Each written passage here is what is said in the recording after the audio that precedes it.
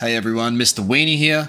Starfield has finally arrived, and it's safe to say that Bethesda has delivered the game everyone has been hoping for. And if what everyone has been hoping for was a complete and utter travesty, then that's exactly what Bethesda has delivered. Starfield in no way qualifies as what the gaming community deem AAA. First of all, the price certainly gives you a false sense of security into thinking it's up to standard quality. $120? Wow, that's valuable. This game must be terrific if it's so pricey, right? No. As unreasonably costly as Starfield is, the price at which it's valued unfortunately doesn't match the experience that is to be had. Combat is repetitive, characters are soulless and uninteresting, environments are quite literally lifeless, the story is childish and cringeworthy, much like the rest of Bethesda's fairy tales. This is not to say you can't have fun playing Starfield. Bethesda has certainly taken a step in the wrong direction with Starfield, yes, but the fun I get out of playing Starfield is that with every passing minute, we all get a little closer to putting the game down and picking up Elder Scrolls 6. On that note, it puzzles me as to why Bethesda couldn't just use Starfield's $200 million budget for Elder Scrolls instead. There are certainly more people looking forward to Elder Scrolls instead of this dumpster fire, that's for sure. Anyway, let's get into specifics. First off, the story. You start off as a miner that happens to find a very special glow stick of sorts in a cave, right before being picked up by Constellation, some quickly whipped up low effort organisation that's only purpose is to progress you through this already boring vomit fest of a game. And basically from there you'll travel from outpost to outpost, completing your average low IQ Bethesda styled quests, all whilst picking up even more tedious and mind-boggling side objectives, fetch quests and delivery boy work. Nothing here will benefit you if you decide to take part in these trivial circus acts along your journey. Judging by how rushed and incomplete the side quests are, I'd say it was only ever implemented to give the illusion of a rich, multifaceted questline, when in fact the only possible reason it could be in the game is to lengthen playtime. It's quality, not quantity, not the other way around, Bethesda. Todd, you should take notes from other developers such as, Warhorse Studios. If you ever want to create something with substance, check them out. You gotta wake up to reality, buddy. Your games are shit. I mean, we're talking about a game with a $200 million budget here, 3,000 people working on it for 8 years, in the making for 25, and Bethesda still seems to distribute nothing but dribble. But anyway, no questlines so far have strayed from Bethesda's usual incompetency in story writing. Everything you're used to from Bethesda's quality is present in Starfield, although it should be called Minefield because it bombed, and it blows.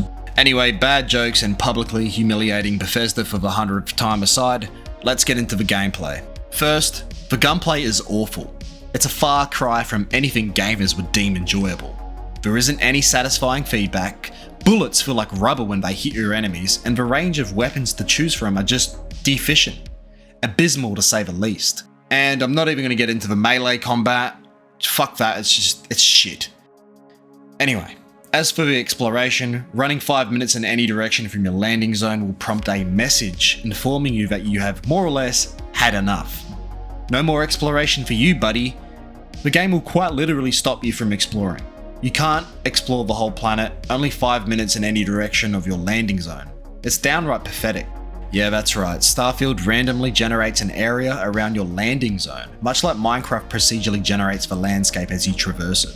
It's just lazy game development. We want handcrafted cities with substance and passion. We want quality, not quantity. An actual game worth playing. It's time to wake up, Todd. Seriously, it's fucking embarrassing. It's embarrassing. By this fact alone, No Man's Sky is starting to feel like it was extremely underappreciated for what it can let you do in terms of exploration. I'm seriously even considering downloading it again. On the topic of exploration, the game is called Starfield, and the organisation you join in the game known as Constellation are explorers.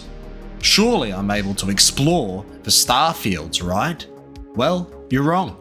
You can only fly around outside the atmosphere of any planet you have discovered. You can't enter the atmosphere and land your ship, nor can you fly from one planet to the next without a loading screen. Your bread and butter for exploring space and the planets it inhabits will be the fast travel button.